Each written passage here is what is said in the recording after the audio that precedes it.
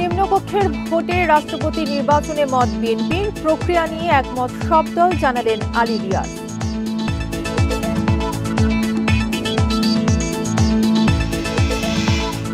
ফেব্রুয়ারিতে নির্বাচন নিয়ে এখনো কোনো নির্দেশনা পায়নি সেনাবাহিনী, দায়িত্ব পালনে প্রস্তুত সেনা সদর।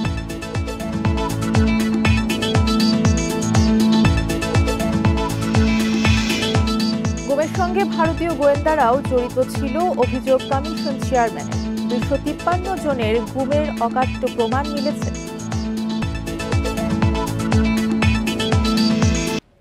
রাষ্ট্রপতি নির্বাচন পদ্ধতি পরিবর্তনে সব দল একমত হয়েছে বলে জানিয়েছেন জাতীয় ঐক্যমত্য কমিশনের সহ সভাপতি doctor Ali Riaz. Foreign service একাডেমিতে বিএনপি, জামায়াত, এনসিপি সহ বিভিন্ন দলের সঙ্গে আলোচনা শেষে এ কথা জানান তিনি। এ সময় তিনি আরো বলেন, অধিকাংশ দল দ্বিকক্ষ বিশিষ্ট সংসদের বিষয়েও একমত হয়েছে। এছাড়া বৈঠক শুরুতে ডক্টর আলী রিয়াজ বলেন, রাজনৈতিক দলগুলোর সঙ্গে সংস্কার বিষয়ে সংলাপ চলমান থাকবে। এরই ধারাবাহিকতায় রোববারও হবে আলোচনা। এদিকে সংলাপ শেষে গণমাধ্যমে কথা বলেন বিএনপির স্থায়ী কমিটির সদস্য সালাউদ্দিন আহমেদ। বলেন, সংসদে উচ্চ নিম্ন কক্ষের ভোটে রাষ্ট্রপতি নির্বাচনের পক্ষে মত দিয়েছে বিএনপি।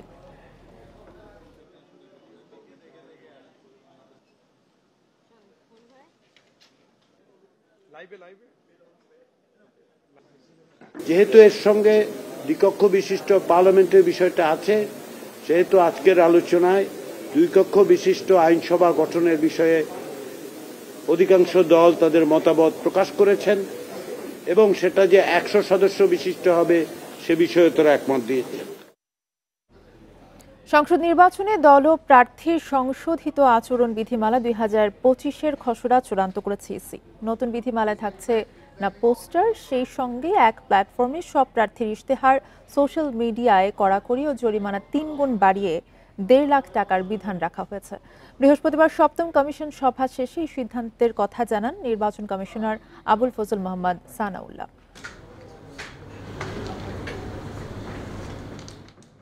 সপ্তম কমিশন সভায় সংসদ নির্বাচনে দল ও প্রার্থীর আচরণবিধি ও সংসদীয় আসনের সীমানা নিয়ে বৈঠকে বসে নির্বাচন কমিশন। বৃহস্পতিবার সকালে নির্বাচন ভবনে শুরু হওয়া এই বৈঠক চলে 3 ঘন্টার বেশি। বৈঠক শেষে নির্বাচন কমিশনার আবুল ফজল মোহাম্মদ সানাউল্লাহ জানান, সময় স্বল্পতায় সীমানা নির্ধারণ বিষয়ক আলোচনার অগ্রগতি হয়নি, তবে চূড়ান্ত হয়েছে দল ও প্রার্থীর সংশোধিত আচরণ বিধিমালা 2025-এর খসড়া। জানান, শিগগিরই খসড়াটি ওয়েবসাইটে দেওয়া হবে মতামতের জন্য। সংস্কার কমিশনের সুপারিশ মেনে অন্তর্ভুক্ত হয়েছে নতুন বেশ কিছু বিষয়, যেমন নির্বাচনী প্রচারে পোস্টারের ব্যবহার বিধিমালা থেকে বাদ দেওয়া হয়েছে। নতুন যোগ হচ্ছে বিলবোর্ড, ব্যানার ও ফেস্টুন। থাকছে লিফলেট, হ্যান্ডবিল। দ্বিতীয়ত হচ্ছে বিলবোর্ডের ব্যবহার অতীতে ছিল না, এটাকে ইন করা হচ্ছে। পোস্টার ব্যবহার বাদ করার ব্যাপারে যেটা একটা সংস্কার কমিশনেরও একটা প্রস্তাব ছিল, আমরাও একমত হয়েছি। আমরা পোস্টার ব্যবহার বাদ দেওয়ার ব্যাপারে সম্মত হয়েছি। কমিশনার জানান, অস্ত্রের সংজ্ঞায় দেশীয় অস্ত্রকেও অন্তর্ভুক্ত করা হয়েছে। সোশ্যাল মিডিয়ায় প্রচারের ক্ষেত্রে কমন প্ল্যাটফর্ম ব্যবহারের কথা বলা হয়েছে। তিনি আরও বলেন, সরকারি সুবিধাভোগী অতি গুরুত্বপূর্ণ ব্যক্তি হিসেবে উপদেষ্টা মণ্ডলীর সদস্যরাও বিবেচিত হবে, ফলে তারা প্রচারে যেতে পারবেন না।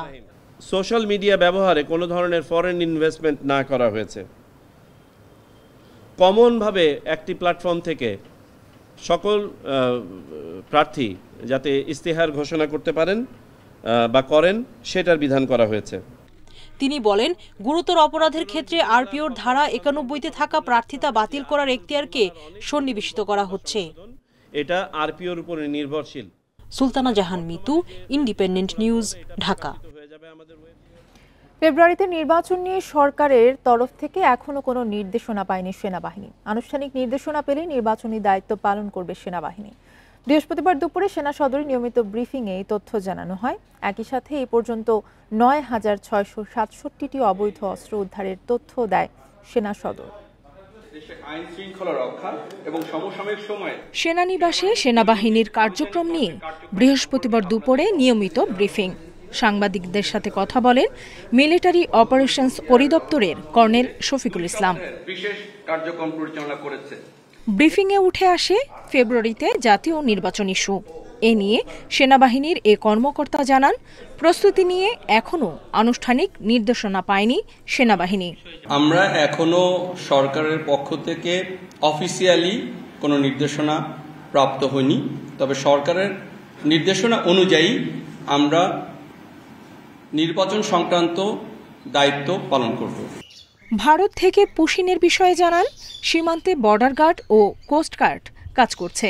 একই সাথে বৃদ্ধি করা হয়েছে গোয়েন্দা নজরদারি। এ বিষয়ে সেনাবাহিনীকে অন্তর্ভুক্ত করার মতো অবস্থা তৈরি হয়নি বলে জানান তিনি। পুশিনের বিষয়ে আমাদের সীমান্ত বর্ডার গার্ড বাংলাদেশ এবং কোস্ট গার্ড তারা সতর্ক এবং সচেষ্ট আছে।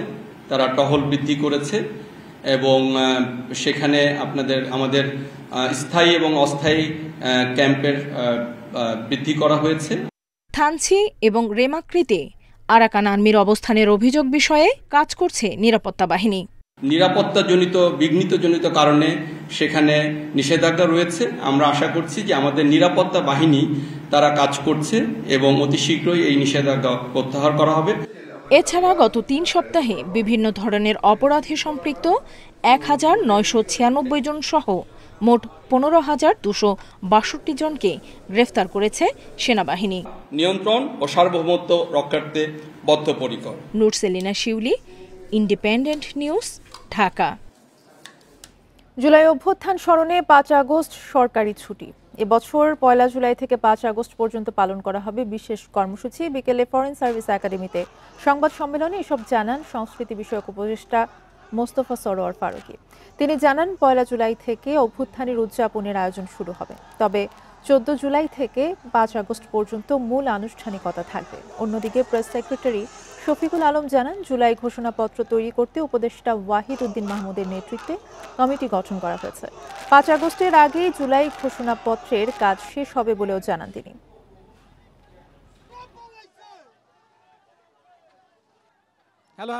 জুলাইয়ের ১ তারিখ থেকে আমাদের কর্মসূচি শুরু হবে, কিন্তু মূল ইভেন্ট কিক অফ হবে জুলাইয়ের ১৪ তারিখ থেকে এবং এটা চলবে ৫ আগস্ট পর্যন্ত। এটা এবছর থেকে প্রতি বছরই পালিত হবে। গুমের সঙ্গে বাংলাদেশের গোয়েন্দাদের পাশাপাশি ভারতীয় গোয়েন্দারাও জড়িত ছিল বলে জানিয়েছেন গুম কমিশনের চেয়ারম্যান মইনুল ইসলাম চৌধুরী।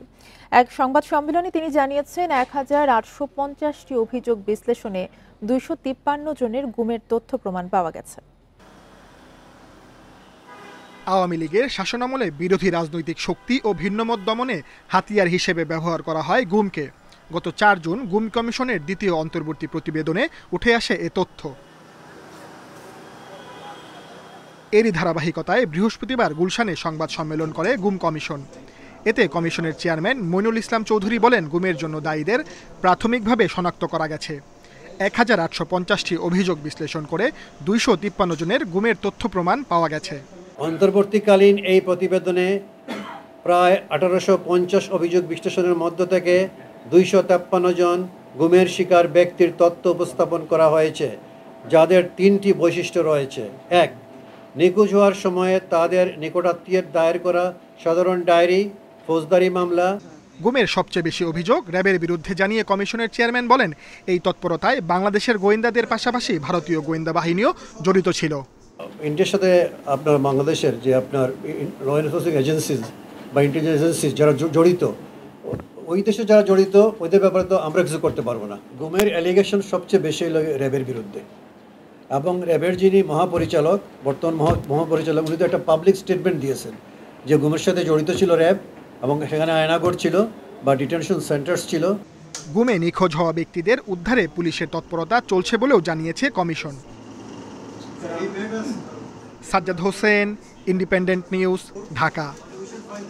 শিক্ষিত নাগরিক স্বৈরাচারী ব্যবস্থার বিরুদ্ধে প্রশ্ন তোলে, তাই পরিকল্পিতভাবে শিক্ষা ব্যবস্থায় ধ্বংস করেছে আওয়ামী লীগ। এ মন্তব্য বিএনপির স্থায়ী কমিটির সদস্য আব্দুল মঈন খানের।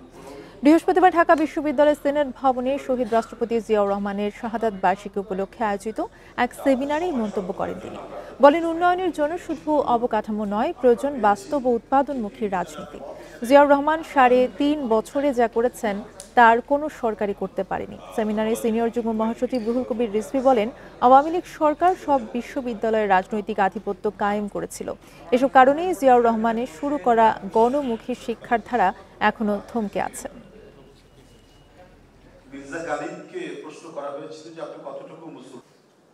নিজেদের জনগণের দল বলে প্রচারিত করে, তারা কেন জনগণকে অশিক্ষিত করে মূর্খ করে রাখতে চেয়েছে? কেন তারা এদেশের শিক্ষা ব্যবস্থাকে ধ্বংস করেছিল? ৭৮ সালে সামরিক আইন প্রত্যাহার হয়নি, ছাত্রদের প্রচন্ড বিক্ষোভের মধ্যে পড়েছেন, শারীরিকভাবে আক্রান্ত হয়েছেন, কিন্তু হতে দেননি, তিনি কি বলে যে গুলি চালাতে দেননি। ঢাকা দক্ষিণ সিটি কর্পোরেশনের নাগরিক সেবা যেভাবে ব্যাহত হচ্ছে, এতে আর চুপ থাকার অবস্থা নেই। শিগগিরই সরকার ব্যবস্থা নেবে বলে জানিয়েছেন স্থানীয় সরকার উপদেষ্টা আসিফ মাহমুদ সজীব ভুঁইয়া। বৃহস্পতিবার সচিবালয়ে মন্ত্রিপরিষদ বিভাগের সভাকক্ষে উপজেলা পাবলিক লাইব্রেরির উদ্বোধনী অনুষ্ঠানে এসব কথা বলেন তিনি। এ সময় তিনি আরো বলেন, দক্ষিণ সিটির সমস্যা নিয়ে সরকার উদ্বিগ্ন, নাগরিক সেবা চরমভাবে বিঘ্নিত হওয়ায় আর বসে থাকার সুযোগ নেই। নগরী ডেঙ্গুর প্রকোপ নিয়ে সরকার সতর্ক রয়েছে, সবাইকে নিয়ে ডেঙ্গু মোকাবেলা করতে চায় সরকার। অনুষ্ঠানে 23 কোটি টাকা ব্যয়ে 44 উপজেলায় পাবলিক লাইব্রেরি স্থাপন কাজের উদ্বোধন করা হয়। পরবর্তীতে দেশের সব উপজেলায় এমন পাবলিক লাইব্রেরি তৈরি করা হবে বলেও জানান আসিফ মাহমুদ সজীব ভুঁইয়া। যেভাবে নাগরিক সেবা আসলে ডেডলকের দিকে যাচ্ছে, এ বিষয়ে আর আসলে চুপ থাকার মতো পরিবেশ পরিস্থিতি নেই এবং সরকারের উচ্চ পর্যায়ে এটা নিয়ে কনসার্ন আছে। সেখানে আলোচনার ভিত্তিতে যেটা সিদ্ধান্ত আসে আমি সেটাই বাস্তবায়ন করব খুব দ্রুত সময়ের মধ্যেই।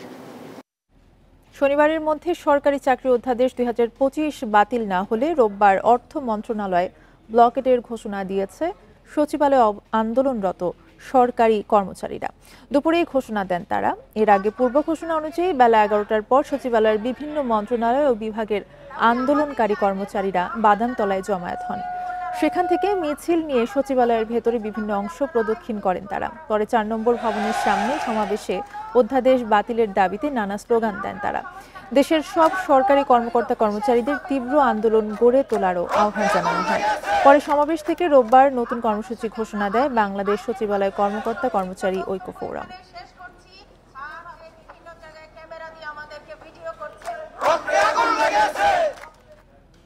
বিচার বিভাগের স্বাধীনতা ও দক্ষতা শীর্ষক জাতীয় সেমিনার অনুষ্ঠিত হবে আগামী রোববার। এদিন বিচার বিভাগের জন্য আলাদা সচিবালয় গঠনের বিস্তারিত জোরালোভাবে তুলে ধরা হবে বলে জানিয়েছেন প্রধান বিচারপতি ডক্টর সৈয়দ রেফাত আহমেদ। দুপুরে সুপ্রিম কোর্টের সাংবাদিকদের এই কথা বলেন তিনি।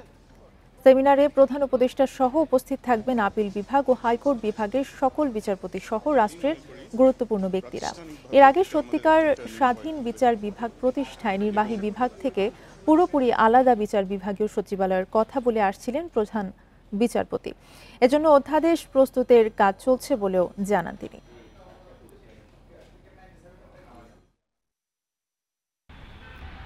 প্রাতিষ্ঠানিকভাবে এটা আমাদের একটা টার্নিং পয়েন্ট হবে। এতটুকু আশা করতে পারেন যে আমি যা বলে এসেছি সারা দেশে গত 7-8 মাস ধরে, সেই বক্তব্য আরো জোরালোভাবে আমি নিজে রাখবো। আওয়ামী লীগ সরকারের সময় বিচার ব্যবস্থাকে হাইজ্যাক করা হয়েছিল, এখন ওই সরকারের মানবতা বিরোধী অপরাধের বিচার চলছে বলে মন্তব্য করেছেন আন্তর্জাতিক অপরাধ ট্রাইব্যুনালের চিফ প্রসিকিউটরের বিশেষ পরামর্শক টবি ক্যাডম্যান। তিনি বলেন, শেখ হাসিনার বিরুদ্ধে চলমান বিচার আন্তর্জাতিক মানদণ্ড বজায় রেখেই সম্পূর্ণ হবে বলে প্রত্যাশা তার। বিগত সরকারের সময়ে বাংলাদেশে আইনের শাসন ছিল না, বিচার ব্যবস্থাকে অপহরণ করা হয়েছিল। সেই প্রক্রিয়া পরিবর্তন হয়েছে অন্তর্বর্তী সরকারের সময়। এখন মানসম্মত হয়েছে বিচার ব্যবস্থা। এদেশের মানুষের জন্যই মানবতা বিরোধী অপরাধের বিচারে সর্বোচ্চ মান বজায় রাখতে হবে। ফিনান্সিয়াল সার্ভিস নগদের টাকা ডাকাতির অভিযোগে চাকরিচ্যুত পুলিশ সদস্য এবং সেনাবাহিনীর একজন অবসরপ্রাপ্ত সার্জেন্ট সহ 5 জনকে গ্রেফতার করেছে পুলিশ। এই চক্রের বিরুদ্ধে রাজধানীর উত্তরায় নগদের 1,08,11,000 টাকা ডাকাতির অভিযোগ রয়েছে। এরই মধ্যে 34 লাখ টাকা, র্যাব ও পুলিশের ভুয়া আইডি কার্ড উদ্ধার করেছে পুলিশ। জব্দ করেছে ডাকাতিতে ব্যবহার করা মাইক্রোবাস। 14 জুন সকাল রাজধানীর উত্তরার 13 নম্বর সেক্টরের 12 নম্বর সড়ক একটি কালো মাইক্রোবাস পথ রোধ করে 2টি মোটরসাইকেলের আরোহীরা মোবাইল ফিনান্সিয়াল সার্ভিস নগদের ডিস্ট্রিবিউটর র্যাবের পোশাক পরিহিত কয়েকজন মাইক্রোবাস থেকে নেমে অস্ত্রের মুখে জিম্মি করে 3 জনকে নিয়ে যায় তাদের সঙ্গে থাকা 1,08,11,000 টাকা তাদেরকে ফেলে যায় দূরে নির্জন স্থানে। তদন্তে নামে পুলিশ, ধরা পড়ে চক্রের 5 সদস্য। বৃহস্পতিবার ডিএমপি মিডিয়া সেন্টারে তদন্তের অগ্রগতি জানানো হয়। তারা মোটরসাইকেল দিয়ে একজন দৌড়ে অফিসের দিকে চলে গেছে কান দিয়ে, আর 3 জন পেছনে যাচ্ছিল, তাদেরকে তারা ধাওয়া করে ধরে অল্প ছোট জায়গার মধ্যেই ধাওয়া করে ধরে তাদের ব্যাগ, এই 4টি ব্যাগ নিয়ে যায়। স্বল্পতম সময়ের মধ্যেই আমরা গাড়ির নাম্বারটি ডিটেক্ট করতে পারি। এক্ষেত্রে আমরা সিসিটিভি সহায়তা নিয়েছি। আমরা এই গাড়িটিকে ফলো করে আমরা মোটামুটি দ্রুত আমরা এই ঘটনার সফলতার দিকে যাই। পুলিশ জানায় আসামিদের কাছ থেকে 34 লাখ টাকা উদ্ধার করা হয়েছে। পাওয়া গেছে র্যাব ও পুলিশের ভুয়া আইডি কার্ড, লাঠি, সিগন্যাল লাইট, সেনাবাহিনীর লোগো সম্বলিত মানিব্যাগ, বিভিন্ন ব্যাংকের চেক বই, মোবাইল ফোন ও ভুয়া নম্বর প্লেট। যারা এই কাজ করত তাদের আইডি কার্ড, তাদের মোবাইল এবং আরও যারা অন্যান্য যেগুলো তাদের সিগন্যাল লাইট, এগুলো আমরা জব্দ করেছি। অভিযুক্তদের জিজ্ঞাসাবাদের জন্য আদালতে রিমান্ড আবেদন করা হবে বলে জানিয়েছে police. Sajjad Hossain, independent news, Dhaka. বৈরী আবহাওয়ায় এলএনজি টার্মিনাল থেকে জাতীয় গ্রিডে গ্যাস সরবরাহ কমে যাওয়ায় চট্টগ্রামের বিভিন্ন স্থানে গ্যাস সংকট দেখা দিয়েছে। বাসাবাড়ি ও সিএনজি স্টেশনগুলোতে সংকট তৈরি হয়েছে। নগরের কাকটলি, খুলশী, আগ্রাবাদ, হালিশহর, বহদ্দারহাট, চান্দগাঁও, মোহরা, বাকুলিয়া সহ বিভিন্ন এলাকায় গ্যাসের চাপ খুবই কম। এদিকে গ্যাসের চাপ না থাকায় কলকারখানা উৎপাদন নিয়ে শঙ্কা জানিয়েছে বিজিএমইএ। এদিকে চাঁদপুরে গ্যাস সরবরাহ বন্ধ থাকায় ভোগান্তিতে লক্ষাধিক পরিবার। এতে রান্না করতে না পারায় ভোগান্তিতে পড়েন স্থানীয়রা। তবে রাতের মধ্যে গ্যাস সরবরাহ করা হবে বলে জানান চাঁদপুর বাখরাবাদ গ্যাস স্টেশনের কর্মকর্তারা। যেরকম গ্যাস আসতো বা যেরকম ভাবে জ্বলতো আজকে সেরকমটা না, যার কারণে হচ্ছে আমরা সকাল থেকে নাস্তা বানাতে পারছি না, তারপরে দুপুরে খাবার বানাতে পারছি না। কর্তৃপক্ষের দৃষ্টি আকর্ষণ করছে উনি যাতে আমাদের এই সমস্যাটা সমাধান দ্রুত করে দেয়। গত কয়েকদিনে বিভিন্ন জেলায় বাড়ছে করোনা আক্রান্ত রোগীর সংখ্যা। উপসর্গ নিয়ে রোগীরা আসলেও কিট না থাকায় হচ্ছে না পরীক্ষা। এমন পরিস্থিতিতেও স্বাস্থ্যবিধি না মানায় করোনা সংক্রমণ বাড়ার শঙ্কা দেখা দিয়েছে। পর্যটন শহর কক্সবাজারে গত 15 দিনে অন্তত 12 জনের করোনা শনাক্ত হয়েছে। প্রতিদিনই হাসপাতালে উপসর্গ নিয়ে আসছে রোগী, তবে মানা হচ্ছে না স্বাস্থ্যবিধি। এমনকি হাসপাতালে মাস্কও পরছেন না বেশিরভাগ মানুষ। করোনা যদি আবার নতুনভাবে মাথা ছাড়া দেয় তাহলে মনে করব আমরাই সবচেয়ে বেশি ঝুঁকির মধ্যে রয়েছি। এই কারণে আমরা যে অবস্থায় আছি আমাদের সচেতন হওয়া উচিত। কক্সবাজার আমাদের তুলনামূলকভাবে একটা ঘনবসতিপূর্ণ জায়গা এবং সাথে আমাদের বিশাল একটা পর্যটকের যে লোড থাকে সব সময়, সুতরাং বাইরের থেকে যে কোনো সময় যে কোনো খারাপ ভেরিয়েন্ট যে কোনো সময় কক্সবাজারে ইন করে যেতে পারে। কুমিল্লা সরকারি হাসপাতালে এখনও করোনা পরীক্ষা শুরু না হওয়ায় বেসরকারি হাসপাতালে ভরসা রোগীদের। এর মধ্যে অন্তত 7 জন করোনা রোগী শনাক্ত হলেও তেমন প্রচারণা নেই স্বাস্থ্য বিভাগের পক্ষ থেকে। আমি মাস্ক পরি নাই, কিন্তু আসলে করোনা যে আবার ছড়া যাচ্ছে এটা আসলে অবগত না আর কি। জামালপুরে করোনা শনাক্ত হওয়ার পরও সাধারণের মধ্যে নেই স্বাস্থ্যবিধি মানার প্রবণতা। ঝালকাঠি সদর হাসপাতালে উপসর্গ নিয়ে কয়েকজন রোগী এলেও কিট সংকটে করোনা পরীক্ষা সম্ভব হয়নি। এর মধ্যে স্বাস্থ্যবিধি নিয়ে সচেতনতা না থাকায় সংক্রমণ বাড়ার শঙ্কা সচেতন নাগরিকদের।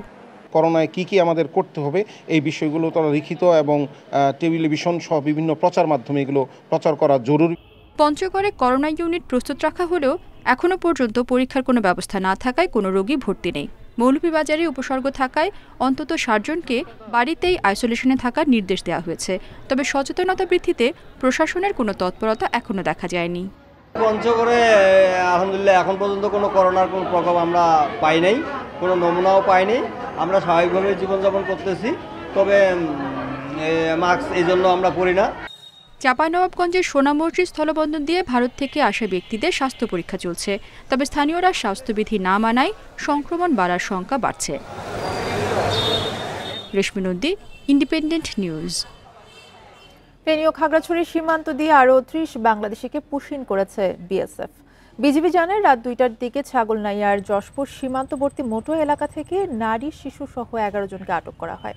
তারা যশোর, নড়াইল ও সাতক্ষীরার বাসিন্দা। বৈরী আবহাওয়ার সুযোগে তাদের সীমান্ত দিয়ে পুশিন করা হয়েছে উল্লেখ করে বিজিবি জানায় আটকদের ছাগলনাইয়া থানায় হস্তান্তর করা হয়েছে।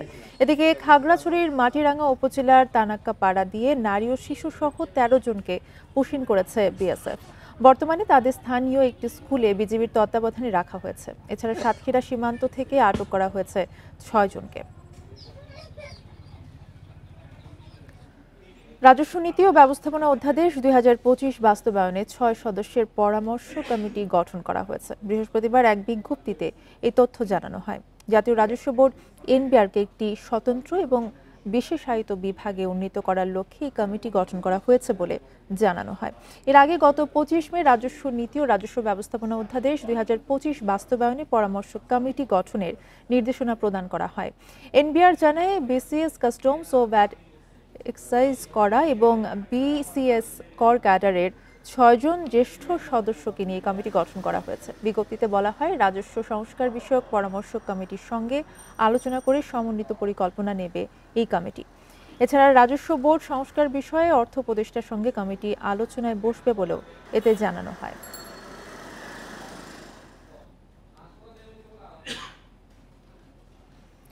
দেশের শীর্ষ ব্যাংকারদের সংগঠন অ্যাসোসিয়েশন অফ ব্যাংকার্স বাংলাদেশ এবিবির নতুন চেয়ারম্যান নির্বাচিত হয়েছেন সিটি ব্যাংকের ব্যবস্থাপনা পরিচালক মাসরুর আরিফিন। বৃহস্পতিবার এক সংবাদ বিজ্ঞপ্তিতে এই তথ্য জানানো হয়। সম্প্রতি এবিবির পরিচালনা পর্ষদের এক সভায় তাকে সংগঠনটির নতুন চেয়ারম্যান নির্বাচিত করা হয়। তিনি এবিবির আগামী বার্ষিক সাধারণ সভা পর্যন্ত দায়িত্ব পালন করবেন। এবিবির ভাইস চেয়ারম্যান নির্বাচিত হওয়ার আগে তিনি সংগঠনটির পরিচালনা পর্ষদের সদস্য হিসেবে কয়েক বছর কাজ করেছিলেন। বিজ্ঞপ্তিতে বলা হয় মাসরুর আরিফিন 1995 সালে এনজেড গ্রিনলেস ব্যাংকে ম্যানেজমেন্ট ট্রেইনি হিসেবে কর্মজীবন শুরু করেন। 30 বছরের পেশাগত জীবনে তিনি স্ট্যান্ডার্ড চার্টার্ড, আমেরিকান এক্সপ্রেস ও সিটি ব্যাংক সহ বিভিন্ন প্রতিষ্ঠানে দায়িত্ব পালন করেন।